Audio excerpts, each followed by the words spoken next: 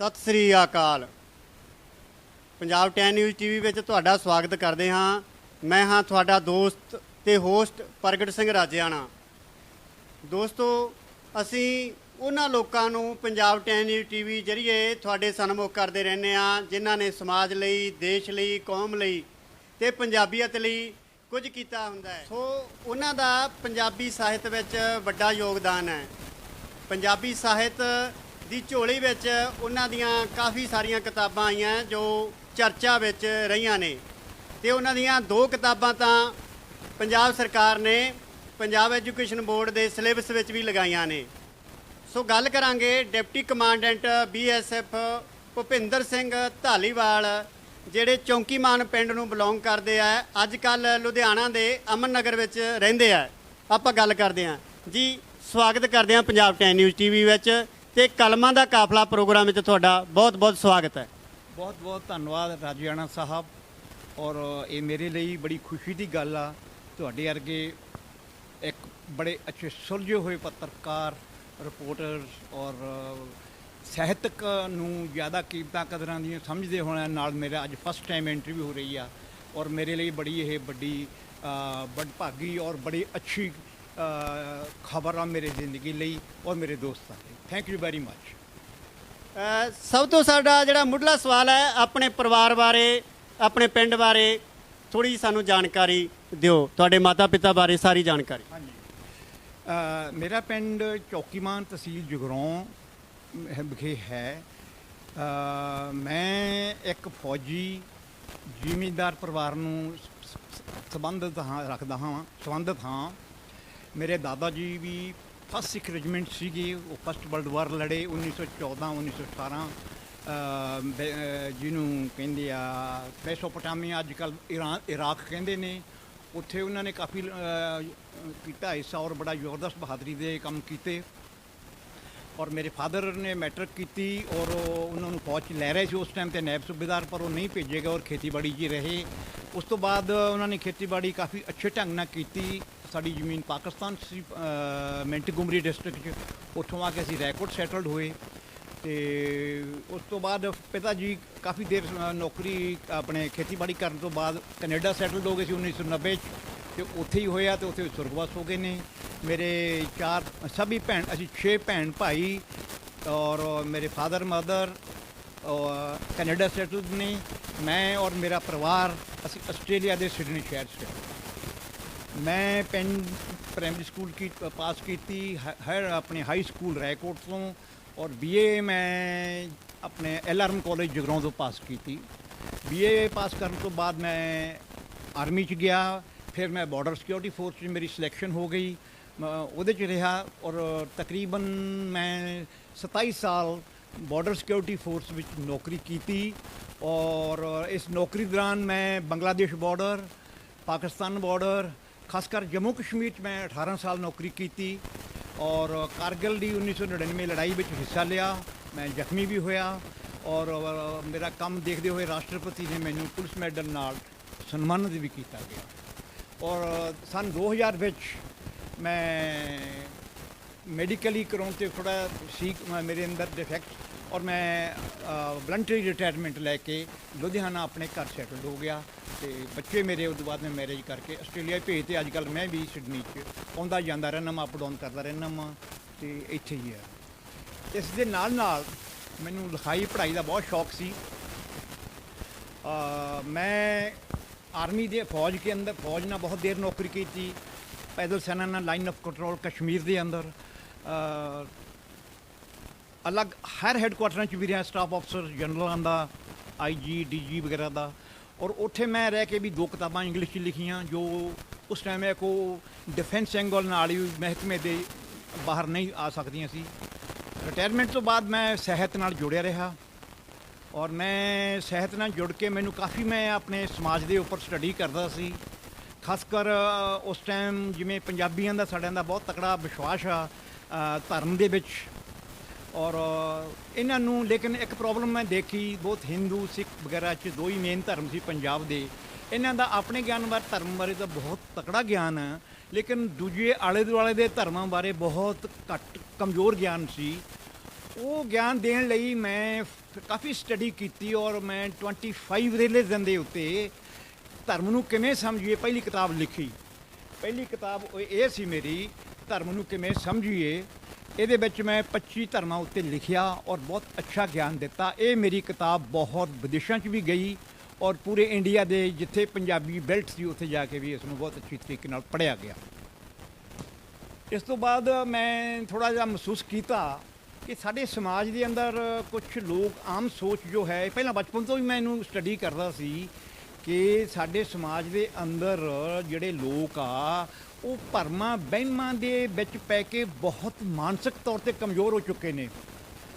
ਅੰਧ ਵਿਸ਼ਵਾਸੀ ਹੋ ਕੇ ਇੰਨਾ ਤਕੜਾ ਪੰਜਾਬੀਆਂ ਦਾ ਹੈ, ਲੇਕਿਨ ਉਹਨਾਂ ਨੂੰ ਆਪਣੇ ਮੌਕਾ ਪ੍ਰਸਤ ਜੋ ਸਾਡੇ ਸਮਾਜ ਦੇ ਧਾਰਮਿਕ ਹੋਰ ਕਈ ਕਿਸਮ ਦੇ ਨੇ, ਉਹਨਾਂ ਨੂੰ ਗੁੰਮਰਾਹ ਕਰਕੇ ਅੰਧ ਵਿਸ਼ਵਾਸੀ ਚੀਜ਼ਾਂ ਵਿੱਚ ਪਾ ਕੇ ਉਹਨਾਂ ਦੀ ਕਮਜ਼ੋਰ ਕਰਦੇ ਨੇ ਉਹਨਾਂ ਦੀ ਸੋਚ ਨੂੰ। ਉਹ ਚੀਜ਼ ਨੂੰ ਦੂਰ ਕਰਨ ਦੀ ਖਾਤਰ ਫਿਰ ਮੈਂ ਸੈਕੰਡ ਬੁੱਕ ਲਿਖੀ, ਅਣਜਾਣੇ ਡਰ ਵਿੱਚ ਰਹਿੰਦੇ ਲੋਕ। ਅਣਜਾਣੇ ਡਰ ਵਿੱਚ ਰਹਿੰਦੇ ਲੋਕ ਮਤਲਬ ਕਿ ਲੋਕਾਂ ਨੂੰ ਐਵੇਂ ਹੀ ਕੁਛ ਨਾ ਕੁਛ ਡਰ ਹਰੇਕ ਨੂੰ ਕਿਸੇ ਨਾ ਕਿਸੇ ਰੂਪ ਵਿੱਚ ਖਾਂਦਾ ਹੈ, ਖਾਸ ਕਰ ਕੁਦਰਤ, ਕਾਦਰ ਐਂਡ ਕਿਸਮਤ। ਲੋਕਾਂ ਨੂੰ ਮੈਂ ਦੱਸਣ ਦੀ ਇਹ ਕੋਸ਼ਿਸ਼ ਕੀਤੀ ਗਈ ਕਿ ਕਿਸਮਤ ਕੀ ਚੀਜ਼ ਆ। ਇਹ ਇੱਕ ਪੱਕਾ ਸਟੈਟਿਕ ਕੁਦਰਤ ਦਾ ਰੂਲ ਆ, ਇਹਦੇ ਤੋਂ ਘਬਰਾਉਣ ਦੀ ਕੋਈ ਲੋੜ ਨਹੀਂ। ਜੋ ਕੁਛ ਹੋਣਾ ਉਹ ਹੋ ਹੀ ਜਾਣਾ। ਮਾਂ ਰੱਬ ਕੀ ਚੀਜ਼ ਹੈ, ਕੁਦਰਤ ਕੀ ਚੀਜ਼ ਆ, ਇਹਦਾ ਇੱਕ ਅਨਨੋਨ ਫੈਕਟਰ ਆ। ਇਹ ਸਾਰੀਆਂ ਚੀਜ਼ਾਂ ਨੂੰ ਮੈਂ ਕਲੀਅਰ ਕਰਨ ਦੀ ਕੋਸ਼ਿਸ਼ ਕੀਤੀ। ਨਾਲ ਦੀ ਨਾਲ ਮੇਰੀ ਆਪਣੀ ਰੀਡਿੰਗ ਸੀ। ਮੈਂ ਹੋਰ ਵੀ ਇੱਥੇ ਆਪਣਾ ਕੰਮਕਾਰ ਦੇ ਨਾਲ ਨਾਲ, ਘਰੇਲੂ ਕੰਮ ਦੇ ਨਾਲ, ਖੇਤੀਬਾੜੀ ਕੰਮ ਦੇ ਨਾਲ ਨਾਲ ਸਟੱਡੀ ਕੀਤੀ ਕਿ ਸਾਡੇ ਆਮ ਸਮਾਜ ਦੇ ਅੰਦਰ ਲੋਕਾਂ ਦੀ ਜਨਰਲ ਜਾਗਰੂਕਤਾ ਬਹੁਤ ਕਮਜ਼ੋਰ ਆ। ਉਹ ਸਮੇਂ ਦੇ ਹਾਣੀ ਹੋ ਕੇ ਨਹੀਂ ਚੱਲ ਸਕਦੇ, ਉਹ ਬਹੁਤ ਪਿੱਛੇ ਰਹਿ ਜਾਂਦੇ ਨੇ। ਵਿਦੇਸ਼ਾਂ 'ਚ ਜਾ ਕੇ ਮੈਂ ਗਿਆ ਵਾਂ, ਕੈਨੇਡਾ ਗਿਆ, ਅਮਰੀਕਾ ਗਿਆ ਵਾਂ, ਨਿਊਜ਼ੀਲੈਂਡ ਗਿਆ, ਮੈਂ ਆਸਟ੍ਰੇਲੀਆ ਗਿਆ ਵਾਂ, ਮੈਂ ਟੋਕੀਓ ਗਿਆ ਜਾਪਾਨ 'ਚ। ਉੱਥੇ ਮੈਂ ਉਹਨਾਂ ਦੇ ਪਿੰਡਾਂ 'ਚ ਜਾਂਦਾ ਜਦੋਂ ਮੈਨੂੰ ਟਾਈਮ ਮਿਲਦਾ ਸੀ। ਉਹਨਾਂ ਲੋਕਾਂ ਦੀ ਕੰਪੈਰੀਜ਼ਨ ਟੂ ਸਾਡੇ ਲੋਕਾਂ ਦੀ, ਆਮ ਲੋਕਾਂ ਨਾਲੋਂ ਜ਼ਿੰਦਗੀ ਦੀ ਸੋਚ ਬਹੁਤ ਤਕੜੀ ਮਿਲੀ ਮੈਨੂੰ। ਉਹ ਸਮੇਂ ਦੇ ਹਾਣੀ ਆ। ਮੈਂ ਉੱਥੇ ਆਮ ਜਾ ਕੇ ਉਹਨਾਂ ਦੇ ਪਿੰਡ 'ਚ, ਖੇਤ 'ਚ ਵੀ ਗੱਲ ਕੀਤੀ। ਉਹਨਾਂ ਦਾ ਇੱਕ ਕਿਸਾਨ ਦਾ ਇੰਨਾ ਜ਼ਿਆਦਾ ਜ਼ਬਰਦਸਤ ਗਿਆਨ ਦੇਖਿਆ ਮੈਂ ਕਿ ਮੈਂ ਹੈਰਾਨ ਹੋ ਜਾਂਦਾ ਸੀ ਦੇਖ ਕੇ। ਪਰ ਅਸੀਂ ਬਹੁਤ ਪਿੱਛੇ ਬੈਠੇ ਹੋਏ ਸੀ। ਮੈਂ ਈਵਨ ਚੰਗਾ ਫਿਰਿਆ ਤੁਰਿਆ ਸੀ, ਮੈਂ ਵੀ ਉਹਨਾਂ ਤੋਂ ਉਸ ਚੀਜ਼ ਤੋਂ ਕਾਫੀ ਮੈਂ ਸਮਝਦਾ ਵੀ ਮੈਂ ਵੀ ਹਾਲੇ ਕਾਫੀ ਪਿੱਛੇ ਹਾਂ। ਉਹ ਚੀਜ਼ ਨੂੰ ਮੈਂ ਥੋੜ੍ਹਾ ਜਿਹਾ ਮੋਟੀਵੇਸ਼ਨ ਕਰਨ ਲਈ ਲੋਕਾਂ ਨੂੰ ਮੈਂ ਫਿਰ ਇੱਕ ਤੀਸਰੀ ਕਿਤਾਬ ਲਿਖੀ। ਉਹਦਾ ਨਾਂ ਸੀ ਬਦਲਦੇ ਰੂਪਾਂ ਦਾ ਅਹਿਸਾਸ। ਬਦਲਦੇ ਰੂਪਾਂ ਦਾ ਅਹਿਸਾਸ ਇਹ ਆ ਕਿ ਰਿਅਲਾਈਜੇਸ਼ਨ ਆਫ ਦ ਚੇਂਜਿੰਗ ਸਰਕਮਸਟਾਂਸਿਸ, ਬਦਲਦੇ ਹਾਲਾਤਾਂ ਨੂੰ ਪਛਾਣਨਾ। ਉਹ ਕਿਤਾਬ ਮੈਂ ਲਿਖੀ। ਇਹ ਕਿਤਾਬ ਕਾਫੀ ਮਕਬੂਲ ਹੋਈ। ਇਸ ਨੂੰ ਪਾਕਿਸਤਾਨ ਦੇ ਅੰਦਰ ਵੀ ਮਾਂ ਬੋਲੀ ਰਿਸਰਚ ਸੈਂਟਰ ਲਾਹੌਰ, ਮਾਂ ਬੋਲੀ ਰਿਸਰਚ ਸੈਂਟਰ ਲਾਹੌਰ ਨੇ ਇਸ ਨੂੰ ਪੰਜਾਬੀ ਤੋਂ ਸ਼ਾਹਮੁਖੀ 'ਚ ਟਰਾਂਸਲੇਟ ਕੀਤਾ। ਇਹ ਕਿਤਾਬ ਫਿਰ ਉਹਨਾਂ ਨੇ ਮੈਨੂੰ ਭੇਜੀ, ਇੱਥੇ ਆ ਕੇ ਮੈਂ ਛਪਾਈ। ਉਹ ਕੁਛ ਲੋਕਾਂ ਨੂੰ ਜੋੜਦੀ ਜਰਨਲਿਜ਼ਮ ਮੈਂ ਵੰਡੀ। ਸ਼ਾਹਮੁਖੀ ਮਾਂ ਬੋਲੀ ਰਿਸਰਚ ਸੈਂਟਰ ਲਾਹੌਰ ਨੇ ਇਹਨੂੰ ਕੀਤਾ। ਉਸ ਤੋਂ ਬਾਅਦ ਫਿਰ ਮੈਂ ਕੁਛ ਚਾਹਿਆ, ਖਾਸ ਕਰ ਸਾਡੀ ਜਿਹੜੀ ਸਟੂਡੈਂਟ ਲਾਈਫ ਆ, ਸਾਡੇ ਪੇਂਡੂ ਤਬਕੇ ਦੇ ਲੋਕ ਨੇ, ਸਾਡੇ ਪੇਂਡੂ ਤਬਕੇ ਦੇ ਅਪਕਮਿੰਗ ਉੱਭਰ ਰਹੀ ਜਨਰੇਸ਼ਨ ਆ, ਉਹਨਾਂ ਅੰਦਰ ਬਹੁਤ ਅੱਛਾ ਗੁਣ ਦੇਖਿਆ ਮੈਂ। ਪਰ ਉਹ ਗੁਣ ਜਿਹੜਾ ਸੀ ਉਹ ਵੇਸਟ ਹੋ ਜਾਂਦਾ ਸੀ, ਉਹਨੂੰ ਸੰਭਾਲਿਆ ਨਹੀਂ ਜਾਂਦਾ ਸੀ। ਉਹ ਚੀਜ਼ ਨੂੰ ਸੰਭਾਲਣ ਲਈ, ਉਹਨਾਂ ਨੂੰ ਮੋਟੀਵੇਸ਼ਨ ਕਰਨ ਲਈ ਫਿਰ ਮੇਰੀ ਜ਼ਿੰਦਗੀ ਕਾਫੀ ਕੰਟਰੋਵਰਸ਼ੀਅਲ ਸੀ। ਬੜੀ ਸਖਤ ਜ਼ਿੰਦਗੀ ਤੋਂ ਬਾਅਦ ਮੈਂ ਅਫਸਰ ਬਣਿਆ। ਉਹ ਜ਼ਿੰਦਗੀ ਦਾ ਮੈਂ ਆਪਣਾ ਅਸਲੀ ਰੂਪ ਦੇਣ ਦੀ ਖਾਤਰ ਵੀ ਅਗਰ ਤੁਹਾਡਾ ਆਪਣਾ ਏਮ ਪਿੰਡ 'ਚ ਪੰਜਾਬੀ ਸਕੂਲ 'ਚ ਰਹਿੰਦੇ ਹੋਏ ਉੱਚਾ ਵਾ, ਤੁਹਾਡਾ ਟਾਰਗੇਟ ਤੁਹਾਨੂੰ ਕਲੀਅਰ ਆ ਕਿ ਮੈਂ ਜ਼ਿੰਦਗੀ 'ਚ ਕੀ ਕਰਨਾ ਵਾ, ਤੁਹਾਨੂੰ ਕੋਈ ਸ਼ਕਤੀ ਨਹੀਂ ਹੈ ਕਿ ਤੁਹਾਨੂੰ ਤੁਹਾਡੇ ਟਾਰਗੇਟ 'ਤੇ, ਤੁਹਾਡੇ ਉਦੇਸ਼ 'ਤੇ ਪਹੁੰਚਣ ਲਈ ਰੋਕ ਲੇ। ਉਸ ਮੋਟੀਵੇਸ਼ਨ ਨੂੰ ਦੇਣ ਲਈ ਮੈਂ ਫਿਰ ਕਿਤਾਬ ਲਿਖੀ, ਇੱਕ ਫੌਜੀ ਦੀ ਆਤਮ ਕਥਾ, ਮੇਰੀ ਸੈਲਫ ਆਟੋਬਾਇਓਗ੍ਰਾਫੀ।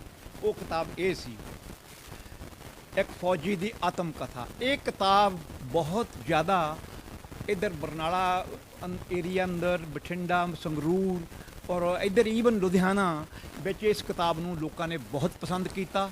ਇਸ ਦੇ ਉੱਪਰ ਸਾਡੇ ਬਹੁਤ ਹੀ ਵਿਦਵਾਨ ਸਰਦਾਰ doctor Sardara Singh Johal, vice chancellor ਕੇਂਦਰੀ ਯੂਨੀਵਰਸਿਟੀ ਬਠਿੰਡਾ, ਜੋ ਪ੍ਰੈਜ਼ੀਡੈਂਟ ਨੇ। ਉਸ ਤੋਂ ਪਹਿਲਾਂ ਉਹ PAU ਦੇ ਵਾਈਸ ਚਾਂਸਲਰ ਰਹੇ ਨੇ ਔਰ ਪੰਜਾਬੀ ਯੂਨੀਵਰਸਿਟੀ ਪਟਿਆਲਾ ਦੇ ਵਾਈਸ ਚਾਂਸਲਰ ਲਿਖਿਆ ਨੇ। ਉਹਨਾਂ ਨੇ ਇਹਨਾਂ 'ਤੇ ਆਪਣਾ ਮੁੱਖ ਬੰਦ ਲਿਖਿਆ ਬਹੁਤ ਸ਼ਾਨਦਾਰ ਤਰੀਕੇ ਨਾਲ। ਜੋ ਇਸ ਤਰੀਕੇ ਦਾ ਹੈ। ਇਹ ਕਿਤਾਬ ਨੂੰ ਵੀ ਬਹੁਤ ਸਾਡੇ ਨੌਜਵਾਨਾਂ ਨੇ ਪੜ੍ਹਿਆ ਔਰ ਸਹਿਲਾਇਆ। ਇਸ ਤਰੀਕੇ ਨਾਲ ਫਿਰ ਪੋਲੀਟੀਕਲੀ ਕੁਝ ਕਸ਼ਮੀਰ ਤੇ ਡਿਵੈਲਪਮੈਂਟਸ ਹੋਈ। 370 ਆਰਟੀਕਲ ਤੋੜਿਆ, ਗੜਬੜ ਹੋਣ ਦੀ ਉਮੀਦ ਸੀ ਲੇਕਿਨ ਨਹੀਂ। ਉਸ ਦੇ ਉੱਪਰ ਮੈਨੂੰ ਪਬਲਿਸ਼ਰ ਨੇ ਕਿਹਾ ਔਰ ਕਾਫੀ ਲੋਕਾਂ ਨੇ ਕਿਹਾ ਵੀ ਧਾਲੀਵਾਲ ਸਾਹਿਬ ਤੁਸੀਂ 18 ਸਾਲ ਕਸ਼ਮੀਰ 'ਚ ਰਹੇ ਹੋ, ਪੂਰੀ ਮਿਲੀਟੈਂਸੀ ਤੁਹਾਡੇ ਨਾਲ ਸ਼ੁਰੂ ਹੋਈ ਆ, ਤੁਸੀਂ ਬੜਾ ਅੱਛਾ ਕੰਮ ਕੀਤਾ ਉੱਥੇ, ਵੀ ਤੁਸੀਂ ਕਸ਼ਮੀਰ 'ਤੇ ਕਿਤਾਬ ਲਿਖੋ।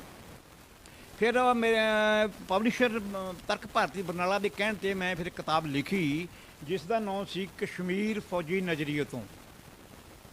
ਇਹ ਕਿਤਾਬ ਇੰਨੀ ਜ਼ਿਆਦਾ ਪਸੰਦ ਕੀਤੀ ਗਈ, ਇਸ ਦਾ ਸੈਕੰਡ ਐਡੀਸ਼ਨ ਆ ਗਿਆ ਔਰ ਇਸ ਕਿਤਾਬ ਨੂੰ ਪੰਜਾਬ ਸਰਕਾਰ ਨੇ ਇਸ ਸਾਲ ਅਪਰੂਵ ਕਰਤਾ ਵਾ, ਜੋ ਸਾਰੇ ਪੰਜਾਬ ਦੇ ਹਾਇਰ ਸੈਕੰਡਰੀ ਸਕੂਲ ਦੇ ਅੰਦਰ ਇਹ ਕਿਤਾਬ ਲਾਇਬ੍ਰੇਰੀਆਂ 'ਚ ਰੱਖੀ ਜਾਊਗੀ। ਆਪਣੇ ਇਸ ਤਰ੍ਹਾਂ ਦੇ ਹਾਲਾਤ ਨੂੰ ਦੇਖਦੇ ਹੋਏ ਬੁੱਧੀਜੀਵੀਆਂ ਨੇ ਕਾਫੀ ਦੇਖਿਆ ਔਰ ਕੁਝ ਸੀਨੀਅਰ ਆਫੀਸਰਸ ਨੇ ਵੀ ਦੇਖਿਆ ਕਿ ਸਾਡੀ ਫੌਜ ਦੇ ਅੰਦਰ ਸਾਡੀ ਆਰਮੀ ਬਹੁਤ ਤਕੜੀ ਆ, ਪਰ ਕੁਝ ਸਮੇਂ ਤੋਂ ਪਿੱਛੋਂ ਜੋ ਪੰਜਾਬ ਦਾ ਇੱਕ ਪ੍ਰਾਈਡ ਹੁੰਦਾ ਸੀ, ਮਾਣ ਹੁੰਦਾ ਸੀ ਫੌਜ 'ਚ ਜਾਣਾ, ਸਾਡੇ ਤਕਰੀਬਨ ਇੰਨੀ ਜ਼ਬਰਦਸਤ ਕਿ ਸਾਡੇ ਅਫਸਰ ਕੇਡਰ 'ਚ BSF ਕੀ ਆਰਮੀ, ਨੇਵੀ, ਏਅਰ ਫੋਰਸ ਪੰਜਾਬੀਆਂ ਦੀ ਡੋਮੀਨੇਸ਼ਨ ਹੁੰਦੀ ਸੀ। ਪੰਜਾਬੀਆਂ ਦੀ ਇੱਕ ਤਾਕ ਸੀ, ਪੰਜਾਬੀਆਂ ਦੀ ਇੱਕ ਡੈਸ਼ ਸੀ, ਪੰਜਾਬੀਆਂ ਦਾ ਇੱਕ ਗਲੈਮਰ ਸੀ, ਲਾਈਫ ਦਾ ਸ਼ਾਨ ਸੀਗੀ। ਉਹ ਹੁਣ ਸ਼ੌਕ, ਉਹ ਪ੍ਰਾਈਡ ਘਟ ਕੇ ਬਹੁਤ ਥੱਲੇ ਚਲਿਆ ਗਿਆ। ਅੱਜ ਕੱਲ੍ਹ ਭਾਰਤੀ ਫੌਜ ਦੇ ਅੰਦਰ ਬਹੁਤ ਸੀਨੀਅਰ ਕਮਿਸ਼ਨਡ ਆਫੀਸਰਸ, ਜਿਹਨੂੰ ਕਹਿੰਦੇ ਆਪਣੇ ਗੈਸਟਡ ਆਫੀਸਰ ਦੀ ਬਹੁਤ ਸ਼ਾਰਟੇਜ ਆ ਗਈ।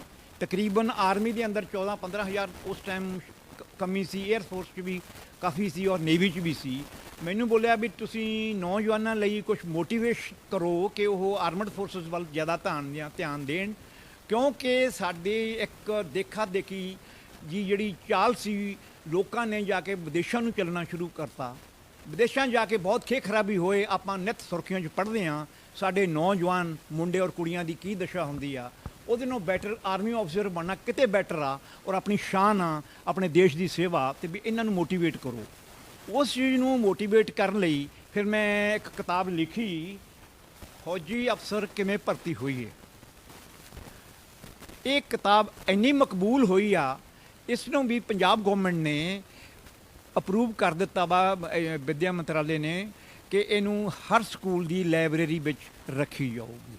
ਫੌਜੀ ਅਫਸਰ ਕਿਵੇਂ ਭਰਤੀ ਹੋਏ, ਕਿਉਂਕਿ ਜੋ ਉੱਭਰ ਰਹੇ ਨੌਜਵਾਨ ਨੇ, ਦਿਸ਼ਾਲਸ਼ ਹੋ ਰੱਖੇ ਨੇ, ਉਹਨਾਂ ਨੂੰ ਇਹ ਦਿਸ਼ਾ ਦਿੰਦੀ ਆ ਕਿ ਤੁਹਾਡੇ ਕੋਲ ਗੈਸਟਡ ਕਲਾਸ 1 ਆਫੀਸਰ ਬਣਨ ਦਾ ਸਭ ਤੋਂ ਆਸਾਨ ਔਰ ਸੌਖਾ ਤਰੀਕਾ ਹੈ। ਇਸ ਕਿਤਾਬ ਦੇ ਅੰਦਰ ਦੱਸਿਆ ਗਿਆ ਵੀ ਕਿਵੇਂ ਤੁਸੀਂ ਭਾਰਤੀ ਫੌਜ, ਥਲ ਸੈਨਾ, ਭਾਰਤੀ ਹਵਾਈ ਸੈਨਾ ਔਰ ਭਾਰਤੀ ਜਲ ਸੈਨਾ 'ਚ ਇੱਕ ਐਜ਼ ਏ ਕਮਿਸ਼ਨਡ ਆਫੀਸਰ ਕਿਵੇਂ ਭਰਤੀ ਹੋ ਸਕਦੇ ਹਾਂ। ਇਸ ਤੋਂ ਇਲਾਵਾ ਤੁਹਾਡੇ ਕੋਲ ਪੈਰਾਮਿਲਟਰੀ ਫੋਰਸਿਸ ਜਿਵੇਂ BSF, CRPF, Indo Tibet border police ਵਿੱਚ ਤੁਸੀਂ ਕਿਵੇਂ ਅਫਸਰ ਬਣ ਸਕਦੇ ਹੋ। ਅਤੇ ਪੰਜਾਬੀ ਯੂਥ ਨੂੰ ਇਹ ਕਿਤਾਬ ਬਹੁਤ ਸੋਹਣੀ ਸੇਧ ਦੇ ਰਹੀ ਹੈ। ਇਸ ਤਰ੍ਹਾਂ ਕਰਦੇ ਨੇ ਮੈਨੂੰ ਕੁਛ ਫਿਰ ਆਪਣਾ ਨਜ਼ਰੀਆ ਹੁੰਦਾ ਵਾ।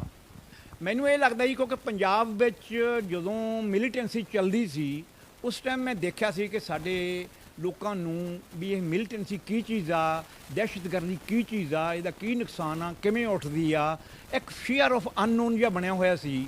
ਉਹ ਚੀਜ਼ ਤੋਂ ਮੇਰੇ ਅੰਦਰ ਕਾਫੀ ਦਿਲ ਤੋਂ ਸੀ ਕਿ ਲੋਕਾਂ ਨੂੰ ਥੋੜ੍ਹਾ ਜਿਹਾ ਚਾਨਣਾ ਪਾਇਆ ਜਾਵੇ ਕਿ ਜਿਹੜੀ ਦਹਿਸ਼ਤਗਰਦੀ ਆ ਇਹਨੂੰ ਕਿਵੇਂ ਚਲਾਇਆ ਜਾ ਸਕਦਾ, ਇਹ ਕਿਵੇਂ ਨੁਕਸਾਨ ਕਰਦੀ ਆ, ਸਮਾਜ ਨੂੰ ਕਿਵੇਂ ਤੋੜਦੀ ਆ, ਵਿਦੇਸ਼ੀ ਔਰ ਅੰਦਰੂਨੀ ਤੌਰ 'ਤੇ ਆਪਣੇ ਲੋਕਾਂ ਵੱਲੋਂ ਵੀ ਚਲਾਈ ਜਾਂਦੀ ਆ, ਵਿਦੇਸ਼ੀਆਂ ਵੱਲੋਂ ਵੀ ਚਲਾਈ ਜਾਂਦੀ ਆ। ਉਸ ਚੀਜ਼ ਨੂੰ ਕਲੀਅਰ ਕਰਨ ਲਈ ਮੇਰੀ ਹੁਣੇ ਹੀ ਫਰਵਰੀ 'ਚ ਮੈਂ ਕਿਤਾਬ ਰਿਲੀਜ਼ ਕੀਤੀ ਆ, ਉਸ ਦਾ ਨਾਮ ਹੈ ਦਹਿਸ਼ਤਗਰਦੀ।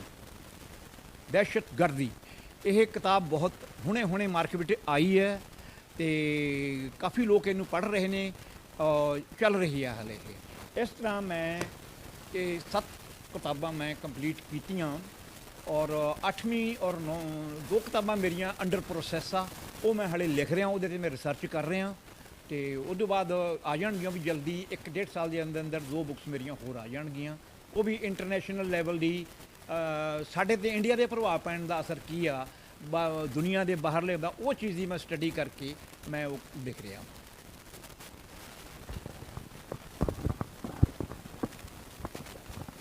ਇਹ ਸਰਦਾਰ ਭੁਪਿੰਦਰ ਸਿੰਘ ਧਾਲੀਵਾਲ ਹੋਰਾਂ ਨੇ ਆਪਣਾ ਸਾਹਿਤਕ ਸਫ਼ਰ ਬਾਰੇ ਸਾਰੀ ਜਾਣਕਾਰੀ ਤੁਹਾਡੇ ਨਾਲ ਸਾਂਝੀ ਕੀਤੀ ਹੈ। ਹੁਣ ਆਪਾਂ ਥੋੜੇ ਜਿਹੇ ਹੋਰ ਸਵਾਲ ਕਰਦੇ ਹਾਂ। ਧਾਲੀਵਾਲ ਸਾਹਿਬ, ਜਿਹੜੇ ਸਾਹਿਤਕ ਅਵਾਰਡ ਮਿਲਦੇ ਆ, ਅਕੈਡਮੀਆਂ ਦੇ ਅਵਾਰਡ ਮਿਲਦੇ ਆ ਸਾਹਿਤਕਾਰਾਂ ਨੂੰ, ਉਹਦੇ ਬਾਰੇ ਕੀ ਕਹਿਣਾ ਚਾਹੋਗੇ? ਬਹੁਤ ਸਾਰੇ ਸਾਹਿਤਕਾਰਾਂ ਨੂੰ ਅਵਾਰਡ ਮਿਲੇ ਆ, ਬਹੁਤ ਸਾਰੇ ਲੇਖਕਾਂ ਦਾ ਕਹਿਣਾ ਹੁੰਦਾ ਵੀ ਯੋਗ ਲੇਖਕਾਂ ਨੂੰ ਕਈ ਵਾਰ ਨਹੀਂ ਮਿਲਦੇ। ਕਿੱਦਾਂ, ਤੁਸੀਂ ਕੀ ਸੋਚਦੇ ਹੋ? ਹਾਂਜੀ, ਬਹੁਤ ਅੱਛਾ ਸਵਾਲ ਆ ਤੁਹਾਡਾ, ਔਰ ਇਹ ਜ਼ਰੂਰ ਤੁਸੀਂ ਸਮੇਂ ਦੀ, ਬਿਲਕੁਲ ਤੁਹਾਡਾ ਬਹੁਤ ਅੱਛਾ ਸਵਾਲ ਆ ਇਹ। ਔਰ ਇਹ ਆਮ ਗੁਣਕਾਰ ਜੋ ਟੈਲੈਂਟਡ ਸਾਡੇ ਸਾਹਿਤਕਾਰ ਨੇ, ਉਹਨਾਂ ਅੰਦਰ ਚਰਚਾ ਦਾ ਵਿਸ਼ਾ ਹੈ। ਹਾਂ, ਅੱਜ ਥੋੜਾ ਸਾ ਜੋ ਪੰਜਾਬ ਦਾ ਪੰਜਾਬੀ ਸਾਹਿਤ ਹੈ, ਇਹਦੇ 'ਚ ਕਾਫੀ ਗੰਧਲਾਪਨ ਹੋ ਗਿਆ ਵਾ। ਇੰਨਾ ਜ਼ਿਆਦਾ ਟਰਾਂਸਪੇਰੈਂਸੀ ਨਹੀਂ ਰਹੀ। ਮੁੜ ਵਾਲੀ ਗੱਲ ਉਹੀ ਆ ਕਿ ਆਪਣਿਆਂ ਨੂੰ ਹੀ ਸਨਮਾਨਿਤ ਕੀਤਾ ਜਾਂਦਾ ਵਾ, ਤੇ ਨਵੇਂ ਗੁਣ ਨੂੰ ਉਭਾਰਨ ਦੀ ਕੋਸ਼ਿਸ਼ ਨਹੀਂ ਕੀਤੀ ਜਾਂਦੀ, ਉਹਨਾਂ ਨੂੰ ਅੱਗੇ ਨਹੀਂ ਲੈ ਜਾਂਦਾ। ਜੋ ਪੁਰਾਣੇ ਸਾਹਿਤਕਾਰ ਨੇ ਉਹ ਲਿਮਟਿਡ ਸਰਕਲ ਜਿਹਾ ਬਣਾ ਕੇ ਚੱਲ ਰਹੇ ਨੇ, ਆਪਣੇ ਉਹੀ ਦੋਸਤਾਂ ਮਿੱਤਰਾਂ ਨੂੰ ਨਾਲ ਲੈ ਕੇ। ਕੋਈ ਨਵਾਂ ਟੈਲੈਂਟ ਨਹੀਂ ਹੋ ਰਿਹਾ। ਬਾਕੀ ਤੁਸੀਂ ਹੁਣ ਦੇਖ ਵੀ ਰਹੇ ਹੋ, ਕਾਫੀ ਚਰਚਾ ਵੀ ਇਸ ਚੀਜ਼ 'ਤੇ ਚੱਲਦੀ ਆ। ਜਿਵੇਂ ਸਾਹਿਤਕਾਰ ਨੇ ਜੋ ਜਾਣੇ ਪਛਾਣੇ ਨੇ, ਉਹਨਾਂ ਨੂੰ ਕਾਫੀ ਇਸ ਚੀਜ਼ 'ਤੇ ਜੋ ਖਾਸ ਕਰ ਭਾਈ ਭਤੀਜਾਵਾਦ ਹੈ, ਜੁਗਾੜਬੰਦੀ ਹੁੰਦੀ ਹੈ, ਮੰਨਦੇ ਹੋ? ਬਿਲਕੁਲ ਐਗਰੀ, 100% ਜੁਗਾੜਬੰਦੀ ਹੈ। ਲੋਕ ਕਹਿੰਦੇ ਆ ਕਿ ਪੰਜਾਬੀ ਦੇ ਪਾਠਕ ਹੈ ਜਿਹੜੇ ਦਿਨੋਂ ਦਿਨ ਘਟਦੇ ਜਾ ਰਹੇ ਆ। ਭੁਪਿੰਦਰ ਸਿੰਘ ਹੋਰੀ ਕੀ ਸੋਚਦੇ ਨੇ? ਯੈਸ, ਬਿਲਕੁਲ ਰਾਈਟ। ਪੰਜਾਬੀ ਦੇ ਪਾਠਕ ਬਹੁਤ ਘਟਦੇ ਜਾ ਰਹੇ ਨੇ, ਪੰਜਾਬੀ ਦੇ ਰਾਈਟਰ ਬਹੁਤ ਵੱਧਦੇ ਜਾ ਰਹੇ ਨੇ।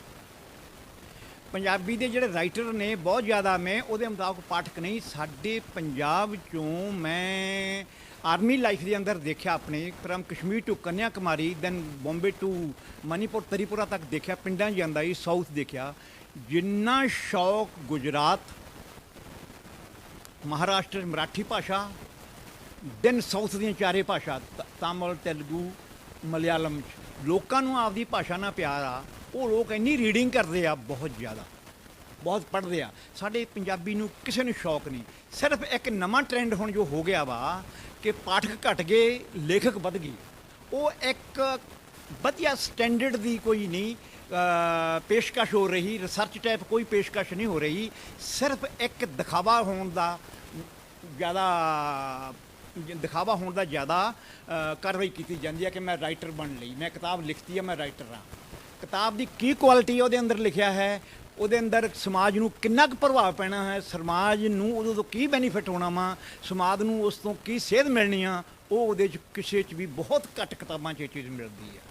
ਉਹਦਾ ਸਿਰਫ ਸਾਡੇ ਅੱਜ ਦੇ ਰਾਈਟਰਾਂ ਦਾ ਬਹੁਤ ਜ਼ਿਆਦਾ ਇਹੀ ਉਦੇਸ਼ ਆ ਕਿ ਮੈਂ ਲੇਖਕ ਹਾਂ, ਸਿਰਫ ਤਾਂ ਕਿ ਮੈਂ ਕਿਤੇ ਬੈਠ ਕੇ ਚਾਰ ਆਦਮੀ 'ਚ ਗੱਲ ਕਰ ਸਕਾਂ, ਮੈਂ ਆਹ ਕਿਤਾਬ ਲਿਖਤੀ ਹੈ। ਬਾਕੀ ਜਿਹੜਾ ਇਹ ਹੈ ਕਿ ਜੇ ਸਾਨੂੰ ਪੜ੍ਹਨ ਦੀ, ਬਾਹਰ ਮੈਂ ਦੇਖਿਆ, ਹੁਣ ਮੈਂ ਤੁਹਾਨੂੰ ਦੱਸਿਆ ਵੀ ਵਿਦੇਸ਼ ਵੀ ਕਾਫੀ ਘੁੰਮਿਆ, ਵਿਦੇਸ਼ਾਂ 'ਚ ਇੰਨਾ ਸ਼ੌਕ ਆ ਲੋਕਾਂ ਨੂੰ ਪੜ੍ਹਨ ਦਾ, ਟਿਕਟ ਲੈਣ ਦੀ ਲੈਣ ਲੱਗੀ ਆ, ਕੋਈ ਗੱਲ ਨਹੀਂ ਕਰਦਾ, ਕਿਤਾਬ ਕੱਢਣਗੇ, ਪੜ੍ਹਨ ਸ਼ੁਰੂ ਕਰ ਦੇਣਗੇ, ਨਾਲ ਦੀ ਨਾਲ ਤੁਰ ਜਾਣਗੇ, ਪੜ੍ਹਦੇ ਜਾਣਗੇ। ਘਰਾਂ 'ਚ ਗਲੀਆਂ 'ਚ ਕੋਈ ਬਹਿ ਕੇ ਚੁਗਲੀ ਦਿੰਦਿਆਂ ਨਹੀਂ ਕਰਦਾ, ਦੂਸਰੇ ਦੇ ਘਰ 'ਚ ਕੋਈ ਇੰਟਰਸਟ ਨਹੀਂ ਲੈਂਦਾ, ਫਲਾਣੇ ਦੇ ਕੀ ਦਾਲ ਬਣੀ ਆ, ਕੀ ਮੂੰਗੀ ਦੀ ਬਣੀ ਆ, ਗੋਭੀ ਬਣਿਆ ਵਾ, ਕੋਈ ਇੰਟਰਸਟ ਨਹੀਂ ਲੈਂਦਾ, ਆਪਦੇ ਘਰ ਬੈਠਦੇ ਆ, ਕਿਤਾਬਾਂ ਪੜ੍ਹਦੇ ਨੇ। ਅਤੇ ਸਾਡੇ ਅਸੀਂ ਕੀ ਆ, ਜੇ ਸਾਨੂੰ ਪੜ੍ਹਨ ਦੀ ਪੰਜਾਬੀਆਂ ਨੂੰ ਆਦਤ ਪੈ ਜੇ, ਸਾਡੀਆਂ ਕਈ ਬਹੁਤ ਕਿਸਮ ਦੀਆਂ ਸਮਾਜਿਕ ਕ੍ਰਿਤੀਆਂ ਨੂੰ ਕੰਟਰੋਲ ਕੀਤਾ ਜਾ ਸਕਦਾ। ਬਗੈਰ ਮਤਲਬ ਜੋ ਲੜਾਈਆਂ ਗਲੀਆਂ 'ਚ ਬੈਠ ਕੇ ਲੇਡੀਜ਼ ਔਰ ਆਦਮੀਆਂ ਵੱਲੋਂ ਸਿਹੜੀਆਂ ਜਾਂਦੀਆਂ, ਅਗਰ ਉਹ ਬੈਠ ਕੇ ਚਾਰ ਅੱਖਰ ਅੱਛੀਆਂ ਕਿਤਾਬਾਂ ਪੜ੍ਹਨ, ਗਲੀਆਂ 'ਚ ਬੈਠ ਕੇ ਗੱਲਾਂ ਕਰਨੋਂ, ਤਾਂ ਕਿੰਨੇ ਜ਼ਿਆਦਾ ਸਾਡੇ ਸਮਾਜ ਦੀ ਸੋਚ ਔਰ ਵਿਚਾਰਧਾਰਾ ਸਾਫ਼ ਸੁਥਰੀ ਸੁਧਰ ਕੇ ਉੱਪਰ ਆ ਸਕਦੀ ਆ। ਉਹ ਸਾਡੇ 'ਚ ਹਾਲੇ ਬਹੁਤ ਕਮੀ ਹੈ। ਸਾਹਿਤਕਾਰਾਂ ਦੀਆਂ ਬਹੁਤ ਸਾਰੀਆਂ ਸੰਸਥਾਵਾਂ ਨੇ, ਅਕੈਡਮੀਆਂ ਨੇ। ਤੁਸੀਂ ਕਿਹੜੀ ਸੰਸਥਾ ਨਾਲ ਜੁੜੇ ਹੋ?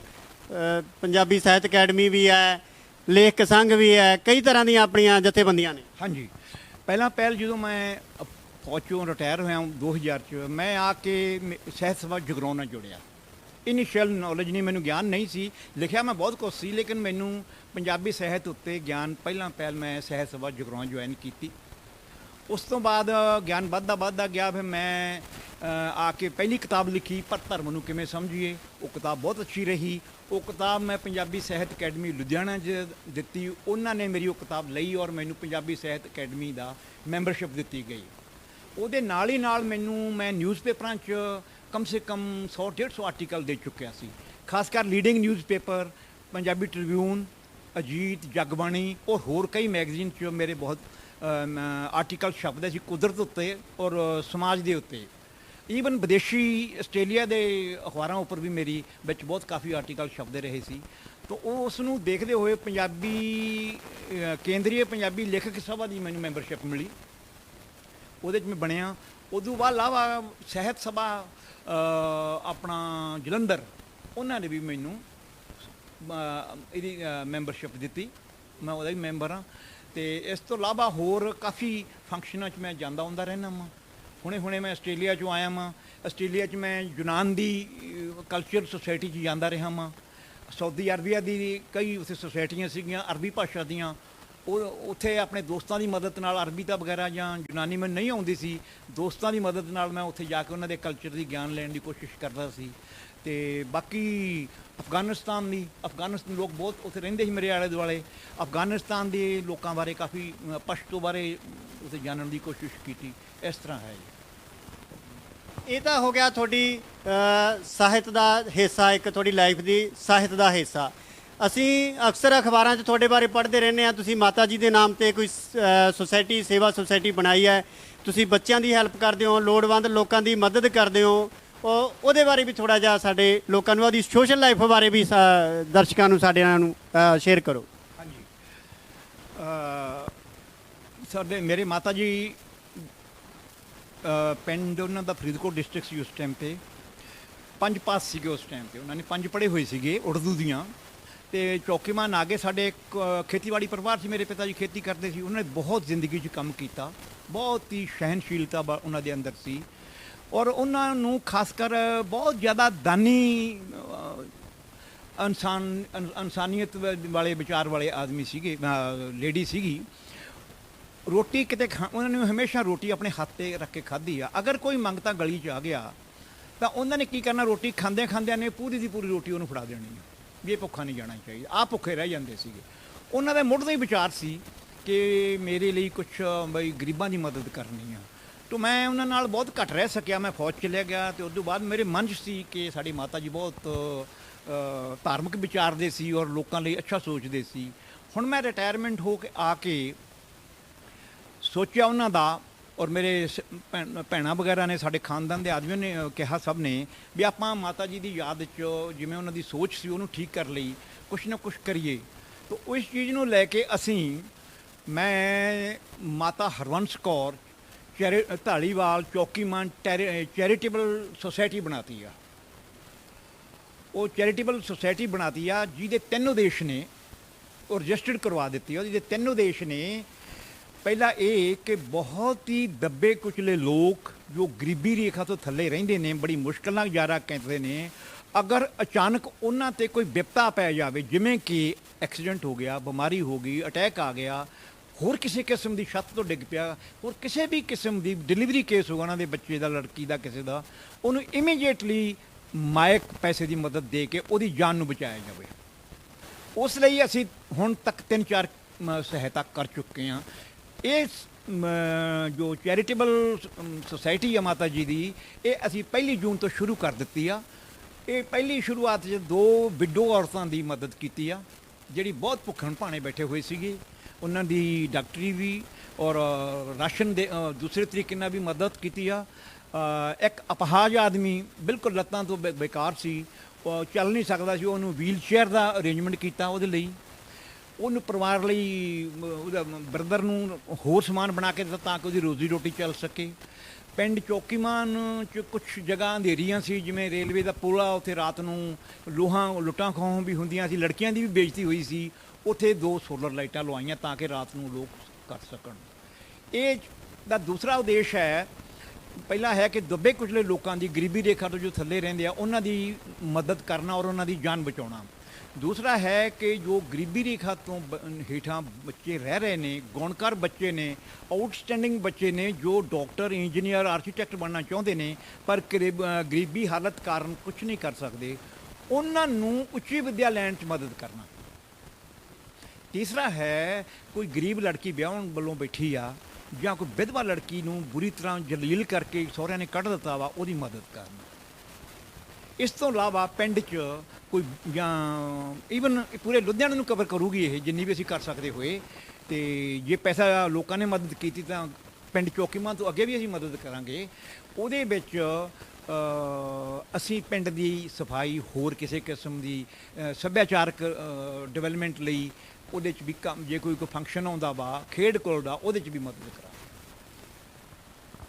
ਸਰਦਾਰ ਭੁਪਿੰਦਰ ਸਿੰਘ ਹੋਣਾ ਨੇ ਆਪਣੀ ਲਾਈਫ ਦੇ ਉਹ ਪੰਨੇ ਵੀ ਖੋਲ੍ਹ ਦਿੱਤੇ ਹੈ ਜਿਹੜੇ ਬਹੁਤ ਸੇਵਾਵਾਂ ਕਰਨ ਵਾਲੇ ਪੰਨੇ ਆ। ਜਿੱਦਾਂ ਮਾਤਾ ਜੀ ਦੀ ਯਾਦ ਵਿੱਚ ਇਹਨਾਂ ਨੇ ਸੁਸਾਇਟੀ ਬਣਾਈ ਹੈ ਅਤੇ ਉਹਨਾਂ ਘਰਾਂ ਨੂੰ ਰੁਸ਼ਨਾਉਣ ਲਈ ਆਪਣਾ ਯੋਗਦਾਨ ਪਾਇਆ ਹੈ। ਜਿਹੜੇ ਲੋਕ ਆਰਥਿਕ ਪੱਖੋਂ ਕਮਜ਼ੋਰ ਨੇ, ਚਾਹੇ ਉਹ ਬਿਮਾਰੀ ਕਰਕੇ ਕੋਈ ਪ੍ਰੋਬਲਮ ਹੈ, ਚਾਹੇ ਕਿਸੇ ਵੀ ਵਜ੍ਹਾ ਕਰਕੇ ਕੋਈ ਸਮੱਸਿਆ, ਆਰਥਿਕ ਸਮੱਸਿਆ ਆਉਂਦੀ ਹੈ, ਤਾਂ ਭੁਪਿੰਦਰ ਸਿੰਘ ਜੀ ਉਹਨਾਂ ਦੀ ਆਰਥਿਕ ਸਮੱਸਿਆ ਵੀ ਹੱਲ ਕਰਦੇ ਨੇ। ਅੰਤ ਵਿੱਚ ਕੋਈ ਦੋਸਤਾਂ ਮਿੱਤਰਾਂ ਨੂੰ, ਖਾਸ ਕਰਕੇ ਨੌਜਵਾਨੀ ਨੂੰ ਕੋਈ ਸੰਦੇਸ਼ ਦੇਣਾ ਚਾਹੋਗੇ? ਹਾਂਜੀ, ਬਿਲਕੁਲ। ਨੌਜਵਾਨ ਸਾਡੇ ਪੰਜਾਬ ਦੀ ਬਹੁਤ ਤਾਕਤਵਰ ਔਰ ਕੀਮਤੀ ਸਰਮਾਇਆ ਵਾ ਸਾਡੀ ਕੌਮ ਦਾ। ਇਹਨਾਂ ਨੇ ਬਹੁਤ ਹੁਣ ਤੱਕ ਉੱਚ ਕੋਟੀ ਦੇ ਕਾਰਨਾਮੇ ਕੀਤੇ ਨੇ, ਲੇਕਿਨ ਹੁਣ ਕੁਝ ਸਮੇਂ ਤੋਂ ਇਹ ਵਿਦੇਸ਼ੀ ਟੈਲੀਵਿਜ਼ਨ ਦੇ ਪ੍ਰਭਾਵ ਕਾਰਨ ਔਰ ਕੁਝ ਵਿਦੇਸ਼ ਦੇ ਪ੍ਰਭਾਵ ਕਾਰਨ, ਵਿਦੇਸ਼ੀ ਚਮਕ ਧਮਕ ਵਿੱਚ ਆ ਕੇ ਆਪਣੇ ਅਸਲੀਅਤ ਤੋਂ, ਜੋ ਸਾਡਾ ਅਸਲੀ ਇੰਪੈਕਟ, ਸਾਡੀ ਕਮਾਈ ਕੀਤੀ ਹੈ ਸਾਡੇ ਦਸ਼ਾਂ ਗੁਰੂਆਂ ਨੇ, ਜੋ ਸਾਨੂੰ ਕਮਾਈ ਕਰਕੇ ਜਿਸ ਤਰ੍ਹਾਂ ਦਾ ਵਿਰਸਾ ਸਾਨੂੰ ਦਿੱਤਾ ਵਾ, ਅਸੀਂ ਉਸ ਤੋਂ ਕਾਫੀ ਪਿੱਛੇ ਹਟਦੇ ਜਾ ਰਹੇ ਹਾਂ, ਆਪਣੇ ਅਸੂਲਾਂ ਨੂੰ ਭੁੱਲਦੇ ਜਾ ਰਹੇ ਹਾਂ। ਅਤੇ ਸਾਨੂੰ ਆਪਣਾ ਪਿਛੋਕੜ, ਆਪਣੀ ਬੈਕਗਰਾਊਂਡ, ਚਾਹੇ ਅਸੀਂ ਕਿਤੇ ਵੀ ਪਹੁੰਚ ਜਾਈਏ, ਉਹਦੇ ਨਾਲ ਜੁੜ ਕੇ ਰਹਿਣਾ ਚਾਹੀਦਾ ਵਾ ਸਾਨੂੰ। ਅਸੀਂ ਜਿੱਧਰ ਨੂੰ ਭੱਜ ਰਹੇ ਹਾਂ, ਅਸੀਂ ਪੱਛਮ ਦੀ ਚਮਕ ਧਮਕ ਵੱਲ ਨੂੰ ਭੱਜ ਰਹੇ ਹਾਂ। ਅਗਰ ਧਿਆਨ ਮਾਰੀਏ, ਅਗਰ ਸੋਚੀਏ, ਪੜ੍ਹੀਏ, ਜਦੋਂ ਪੱਛਮੀ ਲੋਕ ਸਾਡੇ 'ਤੇ ਰਾਜ ਕਰ ਰਹੇ ਸੀ, 250, 200 ਸਾਲ ਦੇ ਕਰੀਬ ਸਾਡੇ ਉੱਪਰ ਰਾਜ ਕਰਕੇ ਗਏ ਆ, ਉਹ ਸਾਡੇ 'ਤੇ ਰਾਜ ਕੀਤਾ, ਲੇਕਿਨ ਉਹਨਾਂ ਨੇ ਸਾਡੀ ਸਭਿਅਤਾ ਨੂੰ ਅਪਣਾਇਆ ਨਹੀਂ ਹੈ।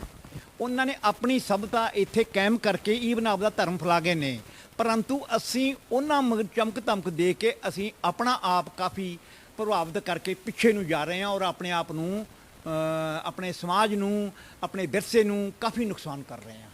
ਇਹ ਚੀਜ਼ ਨੂੰ ਅਸੀਂ ਦੇਖਣਾ ਚਾਹੀਦਾ। ਇੱਕ ਥੋੜ੍ਹੀ ਸੀ ਹੋਰ ਮੈਂ ਗੱਲ ਕਹਿਣਾ ਚਾਹੂੰਗਾ, ਸਾਡੇ ਅੰਦਰ ਬੇਸਿਕ ਡਿਸਪਲਿਨ ਦੀ ਬਹੁਤ ਘਾਟ ਆ। ਮੈਂ ਦੇਖੀਦਾ ਖਾਸ ਕਰ ਪਬਲਿਕ ਪਲੇਸਿਸ 'ਤੇ ਜਦੋਂ ਅਸੀਂ ਜਾਂਦੇ ਹਾਂ, ਆਉਂਦੇ ਹਾਂ, ਟਿਕਟਾਂ ਲੈਂਦੇ ਹਾਂ, ਕਿਤੇ ਸਰਕਾਰੀ ਦਫ਼ਤਰ 'ਚ ਜਾਂਦੇ ਹਾਂ, ਅਸੀਂ ਉਹ ਚੀਜ਼ ਵਾਂਗੂ, ਇਨਸਾਨਾਂ ਵਾਂਗੂ ਜਿਵੇਂ ਬਾਹਰ ਦੇਖਦੇ ਆ ਰਹੇ ਹਾਂ ਅਸੀਂ, ਉਹ ਲੋਕ ਲਾਈਨ ਬਣਾਉਂਦੇ ਨੇ, 10-10 ਫੁੱਟ ਦਾ ਫਾਸਲਾ ਰੱਖਦੇ ਨੇ, ਸਿਸਟਮ ਰੱਖਦੇ ਨੇ।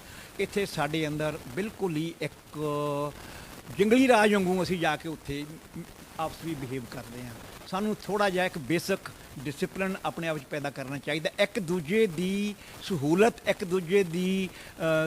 ਨੂੰ ਦੇਖਦੇ ਹੋਏ ਉਹਦਾ ਵੀ ਖਿਆਲ ਰੱਖਣਾ ਚਾਹੀਦਾ। ਮੈਂ ਦੀ ਭਾਵਨਾ ਨਹੀਂ ਹੋਣੀ ਚਾਹੀਦੀ ਕਿ ਮੇਰਾ ਹੋ ਜਾਏ ਕੰਮ ਛੇਤੀ। ਪਹਿਲਾਂ ਜੋ ਤੋਂ ਅੱਗੇ ਖੜਾ ਵਾ ਉਹਦੀ ਵੀ ਕਦਰੀ ਕਰਨੀ ਸਿੱਖੋ, ਤੁਹਾਨੂੰ ਆਪਣੇ ਆਪ ਮਿਲ ਜਾਊਗਾ। ਸਮਾਜਿਕ ਡਿਸਪਲਿਨ ਦੀ ਸਾਨੂੰ ਜ਼ਰੂਰਤ ਆ।